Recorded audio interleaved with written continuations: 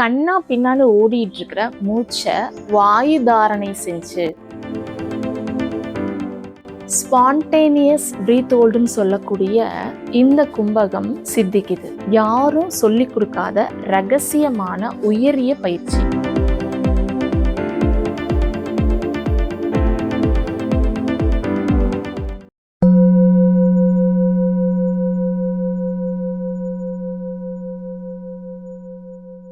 வணக்கம், நான் உங்க சித்த மருத்துவர் இனியா பிரியதர்ஷினி. மூச்சு நம்ம உடல்ல தினம் போயிட்டு இருக்கிற ஒரு இன்வாலண்டரி ஆக்ஷன். இந்த மூச்சு நம்ம எப்ப கவனிக்கிறோம் அப்படின்னா அதுல ஏதாவது தொந்தரவுகள் ஏற்படும் போது மட்டும்தான் நம்மளுக்கு அதோடைய கவனம் இருக்கும். ஒரு நாளைக்கு 21,600 மூச்சு நமக்கு இருக்கு. இந்த மூச்சை நம்ம குறைச்சு நம்ம லைஃப் ஸ்பேனை இன்க்ரீஸ் பண்ணலாம். எப்படி அப்படின்னா, ஒரு சேலரி டெய்லி நமக்கு சேலரி வருது. அந்த சேலரியை அன்னைக்கே நம்ம யூஸ் பண்ணிடுறோம் அப்படின்னா நமக்கு சேவிங்ஸ்னு ஒன்று கிடையாது. ஆனால் ஒரு சிலர் கடன் வாங்கி, அந்த சேலரி பத்தாம கடன் வாங்கி அதையும் நம்ம வாழ்க்கையில அதிகப்படியாக செலவழிச்சிட்டு இருந்தோம் அப்படின்னா வாழ்க்கையே காலியாயிரும். ஸோ அதே மாதிரி தான் நம்மளுடைய மூச்சு காத்து ஒரு நாளைக்கு இவ்வளோதான் இருக்கு அப்படின்றப்போ இதை அடுத்த நாளுடைய சுவாசத்தை ஒரு சிலர் நம்ம யூஸ் பண்ணுவாங்க. அது எப்படி அப்படின்னா, யாரெல்லாம் அப்படின்னா, டென்ஷன், பதட்டம், கோவம், பயம், ஸ்ட்ரெஸ்ஸு இந்த மாதிரி இருக்கும்போது அந்த பதட்டத்தில் ப்ரீத் வந்துட்டு ஃபாஸ்ட்டாக நிறைய மூச்சு உள்ளே இழுத்து வெளில கொண்டு வரும்போது அடுத்தடுத்த நாட்களுக்கான மூச்சையும் சேர்த்து நம்ம யூஸ் பண்ணுறோம். இப்போ இந்த மாதிரி இருக்கும்போது என்ன ஆகுது அப்படின்னா வாழ்நாள் குறையுது. அப்போ மூச்சை அந்த 21,600 சுவாசத்துக்கு கொண்டு வரணும் அப்படின்னா மூச்சு பயிற்சிகள் மூலம் இதை வந்துட்டு கண்ட்ரோலுக்கு கொண்டு வரலாம், ஒரு ரெகுலர் கொண்டு வரலாம். இந்த 21,600 சுவாசத்துல இருந்து நம்ம இன்னும் மூச்சை குறைச்சு, அதாவது பிரீத்தை ரொம்ப கம்மியாக மூச்சு விட ஆரம்பிச்சிட்டோம் அப்படின்னா இதுதான் நம்மளுடைய சேவிங்ஸ், அதாவது நம்மளுடைய வாழ்நாளை நீட்டிக்கக்கூடிய பயிற்சி. இது எப்படி சாத்தியம் அப்படின்னா, ஃபர்ஸ்ட் இதுக்கு வாயு தாரணை அப்படின்னு சொல்லக்கூடிய பிரீத் கான்ஷியஸ் வந்துட்டு நமக்கு இருக்கணும். இந்த வாயு தாரணை எப்படி கிடைக்கும், எப்போ கிடைக்கும் அப்படின்னா, இதுக்கு பிராணாயாம பயிற்சிகள், மூச்சு பயிற்சிகள் வந்துட்டு ப்ராக்டிஸ் பண்ணதான் வாயு தாரணையே வந்துட்டு கிடைக்கும். இதுதான் திருமூலர் புறப்பட்டு புக்கு திரிகின்ற வாயுவை நெறிப்பட உள்ளே நிர்மலமாக்கினால் உறுப்பு சிவக்கும் ரோமம் கருக்கும் புறப்பட்டு போகான் புரிசடையோனே அப்படின்னு சொல்லி அதாவது கண்ணா பின்னான்னு ஓடிட்டு இருக்கிற மூச்சை நெறிப்பட அப்படின்றது என்ன அப்படின்னா மூச்சு பயிற்சி தான். அதாவது ஒரு ரெகுலருக்கு கொண்டு வர்றது, மூச்சு பயிற்சி மூலம் ரெகுலர் பண்ணி நிர்மலமாக்கினால் அப்படின்னா, நிர்மலம் அப்படின்றது ஒண்ணுமே இல்லாம இருக்கிறது. அப்போ நாம உள்ள போகிற மூச்சை ஃபுல்லா நமக்கு அந்த எனர்ஜியை வந்துட்டு உடல் வந்துட்டு எடுத்துக்கிறது. அதாவது நமக்கு இப்போ மூச்சு உள்ள போகுது, வெளியில வருது.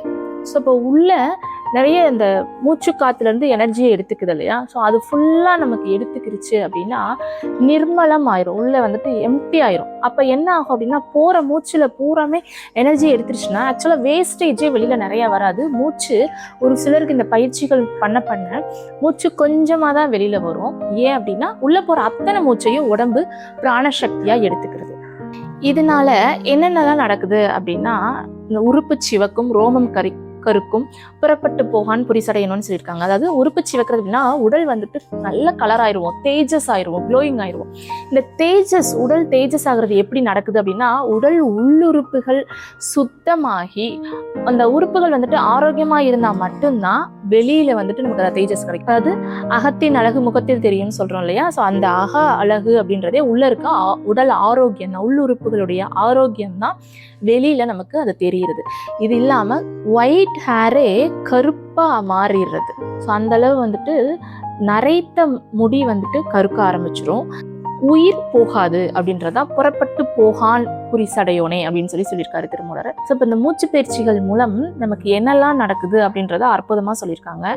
இது எல்லாமே பார்த்தோம் அப்படின்னா காயக்கற்ப பயிற்சிகளே வந்துருது. அதாவது நரை, திரை, மூப்பு இது எல்லாத்தையும் நீக்கி நீண்ட நாள் வாழ்றது தான் காயக்கற்பம்னு சொல்லுவோம். இந்த காயக்கற்பம் பொதுவாக சித்த மருத்துவத்தில் நிறைய மூலிகைகள் வந்துட்டு காயக்கற்ப மூலிகைகள் இருக்கு. இதை நம்ம வந்துட்டு ரெகுலராக நம்ம எடுத்துட்டு இருக்கும்போது நம்ம உடம்ப காயக்கல்பமாக மாற்றிக்கலாம். ஆனால் மூச்சு பயிற்சிகளே காயக்கல்பமாக நமக்கு உதவுது அப்படின்றது நிறைய இருக்கு, பிராணாயாமங்கள் நிறைய இருக்குது. இது வாழ்நாளை நீட்டிக்கிறதுக்கு மட்டும் இல்லாமல் இளமையாகவும் ஆரோக்கியமாகவும் வாழ்றதுக்கு உதவுது. பொதுவாக 3 விதமான சுவாசம் இருக்கு. அதாவது மூச்சை உள்ள இழுக்கிறது பூரகம், உள்ள பிரீத்தை ஹோல்ட் பண்றது கும்பகம், மூச்சை வெளியில விடுறது ரேசகம். இந்த மூச்சை உள்ள இழுக்கிறது வெளியில விடுறது எல்லாரும் நம்ம பண்ணிட்டு இருக்கிறது. ஆனா கும்பகம் யாரும் பண்றதில்ல. இந்த பயிற்சி பண்ணும்போது, அதாவது கும்பகம் அப்படின்றதே பிரீத்தை உள்ள ஹோல்டு பண்ணி வைக்கிறது. இதுக்கும் திருமூலர் எவ்வளோ டைமிங்ல மூச்சை உள்ள இழுக்கணும், எவ்வளோ நேரம் ஹோல்ட் பண்ணணும், எவ்வளோ நேரம் வெளியில விடணும் அப்படின்றதுக்கு ஒரு கால்குலேஷன் சொல்லியிருக்காரு. ஏறுதல் பூரகம் ஈரட்டு வாமத்தால், ஆறுதல் கும்பகம் 64 பூறுதல் 32 ரேசகம், மாறுதல் ஒன்றின் கண் வஞ்சகமாமே அப்படின்னு சொல்லியிருக்காரு.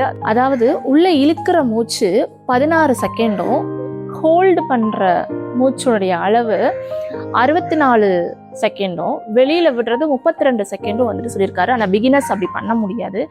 அதனால ஸ்டார்டிங்ல எப்படி பண்ணலாம் அப்படின்னா, ஒரு 2 செகண்ட் இல்லைன்னா நம்மளே கவுண்ட் எடுத்துக்கலாம். மூச்சை இழுக்கும் போது 1 2 அப்படின்றத நம்ம எடுத்துக்கலாம். அப்போ அதுக்கேற்ற ரேஷியோ, அதாவது 1:4:2 அப்படின்ற ரேஷியோல நம்ம பிரீத்தோட இதை வந்துட்டு ப்ராக்டிஸ் பண்ணிக்கலாம். இதுல ஒரு வாமத்தால் அப்படின்னு சொல்லியிருக்கிறது என்ன அப்படின்னா, இடக்கலை. அதாவது மூச்சு எப்பயுமே லெஃப்ட் சைடு தான் அவர் வந்துட்டு மூச்சை இழுக்க சொல்றாரு. பொதுவாகவே மூச்சு 2 பக்கமும் சேர்ந்து போகாது, இடது பக்கமும் வலது பக்கமும் மாறி மாறி போகும். அதாவது 5 நாளிகை இடகலைன்னு சொல்லக்கூடிய சந்திரக்கலையிலையும் 5 நாளிகை பிங்கலைன்னு சொல்லக்கூடிய சூரிய கலையிலையும் ஓடுது. இதுக்கு நடுவுல ஒரு மூச்சு இருக்கு, அதுதான் சுழுமுனை சுவாசம். இது எப்ப நடக்குது அப்படின்னா, இந்த இடகலையில இருந்து பிங்கலைக்கு மாறுற அந்த செகண்ட் சுழுமுனை சுவாசம். 2 நாசிலேயே நமக்கு சுவாசம் போயிட்டு இருக்கு. அதே மாதிரி பிங்கலையில இருந்து இடகலைக்கு மாறும் போதும் சுழுமுனைக்கு வருது.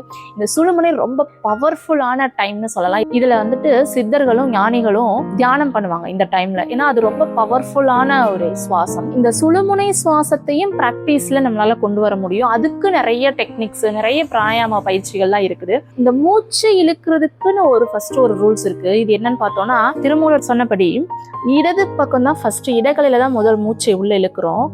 எப்பயுமே ஒரு ரூல் என்ன அப்படின்னா, இழுத்த மூக்குல வெளியில விடக்கூடாது, ஆனா வெளியில விட்ட மூக்குல இழுக்கலாம். அதாவது இடது கலையில இழுக்கிறோம், அதே பக்கம் வெளியில விடக்கூடாது, மாத்தி தான் நம்ம வெளியில விடுறோம். மறுபடியும் விட்டதுல ஆனா இழுக்கலாம். அப்போ விட்டதுல மறுபடியும் இழுத்து மாத்தி இடது பக்கம் விடுறோம். உடலுக்கு தேவையான அத்தனை சத்தையும் என்ன பண்ணுது அப்படின்னா, உடல் எடுத்துக்கிறதுக்கான டைம் தான் கும்பகம். ஏன்னா உள்ள நமக்கு பாடி ஒரு வேலை பார்த்துட்டே இருக்கு. இந்த மூச்சு வர வர அதுல இருக்க சத்துக்களையும் எடுத்துக்கிட்டே இருக்கு. ஆனா நம்ம என்ன பண்றோம், அதுக்கு ஒரு டைம் கொடுக்கறதில்ல. இப்போ ஒரு எக்ஸாம்பிள், நம்ம டீ போடுறோம், பாலும் டீ தூளும் போட்டு ஆத்துனா டீ ரெடி ஆயிருமா, அது நல்லா இருக்குமா அப்படின்னா கிடையாது. அப்போ அதுக்குன்னு ஒரு டைம் பீரியட். ஏன் அப்படின்னா, அந்த தேயிலையில இருக்கக்கூடிய அந்த சத்து எசன்ஸ் என்ன ஆகணும் அப்படின்னா, அந்த பால்ல இறங்கணும். அதுக்கு ஒரு டைம் அது கொதிக்கணும் இல்லையா? ஸோ இப்போ அந்த இறங்குனாதான் அதனுடைய ஃப்ளேவரும் டேஸ்ட்டும் நமக்கு கிடைக்கும். இதே மாதிரி தான் இந்த மூச்சு காத்து இருக்கக்கூடிய சத்து இந்த நம்ம உடல் வந்துட்டு என்ன பண்ணுது, எடுக்கிறதுக்கான டைம் நம்ம கொடுக்குறோம். அந்த டைம் பீரியட் தான் கும்பகம்னு சொல்றோம். இந்த கும்பகத்தையே 2 விதமா பிரிக்கலாம். ஏன்னா அந்தர் கும்பகம், பாகர் கும்பகம். அதாவது மூச்சை நம்ம உள்ள நிறுத்தி வைக்கிறோம் இல்லையா, மூச்சு உள்ள போகுது, உள்ள நிறுத்தி ஹோல்ட் பண்ணி வைக்கிறோம். இதுக்கு பேரு அந்தர் கும்பகம். இந்த அந்தர் கும்பகம் இல்லாம கும்பகம் முடிச்சுட்டு வெளியில நம்ம மூச்சை வெளியில விடுறோம். இப்ப மூச்சை என்ன பண்ணிடுறோம்னா, வெளியிலேயே நிறுத்தி வச்சிடறோம், உள்ள இழுக்காம. அப்போ உள்ள எம்டியா இருக்கு. ஸோ இதுக்கு பேர் தான் பாகர் கும்பகம். இந்த ப்ராசஸ் எப்படி அப்படின்னா, வாலண்டியரா நாமளே வந்துட்டு பண்ணக்கூடிய ஒரு பயிற்சி. மூச்சை இழுத்து ஹோல்ட் பண்ணி வச்சு, வெளியில விட்டு வெளியே ஹோல்ட் பண்ணி வச்சு, மறுபடியும் மூச்சை இழுத்து உள்ள ஹோல்ட் பண்ணி வச்சு, வெளியில விட்டு ஹோல்ட் பண்ணி வச்சு, இந்த ப்ராசஸ் வந்துட்டு வாலண்டியரா நம்மளே பண்ணக்கூடிய ஒரு பயிற்சி. இது பண்ணிட்டே இருக்கும்போது, இந்த ப்ராக்டிஸ்ல இருக்கும்போது என்ன ஆகுது அப்படின்னா, ஒரு ஸ்டேஜ்ல கேவல கும்பகமா சித்திச்சிருது. எப்படி அப்படின்னா, இந்த வெளியில போற அந்த பாகர் கும்பகம் என்ன ஆகுது அப்படின்னா, நம்மளுடைய கான்சியஸ் இல்லாமையே ஸ்பான்டேனியஸா அது நடக்க ஆரம்பிச்சிருது. இப்படி இந்த ஸ்பான்டேனியஸ் பிரீத் ஹோல்டு தான் நம்ம கேவல கும்பகம் அப்படின்னு சொல்றோம். பேசிக்கான மூச்சு பயிற்சிகள்லாம் நிறைய இருக்கு. இதுகள்லாம் செஞ்சு மூச்சை ரெகுலர் பண்ணதுக்கு அப்புறம் கும்பகம் ஆரம்பிக்கலாம். அப்படி இல்லைன்னா ஒரு ப்ராப்பர் கைடன்ஸோட பண்ணிக்கிறது ரொம்ப நல்லது. இந்த மாதிரி சித்தர்கள் சொன்ன நிறைய பிராணாயாம பயிற்சிகள் இருக்கு. இத நம்ம எல்லாரும் ஃபாலோ பண்ணி 100 ஆண்டு காலம் இளமையோடையும் ஆரோக்கியத்தோடையும் வாழலாம்.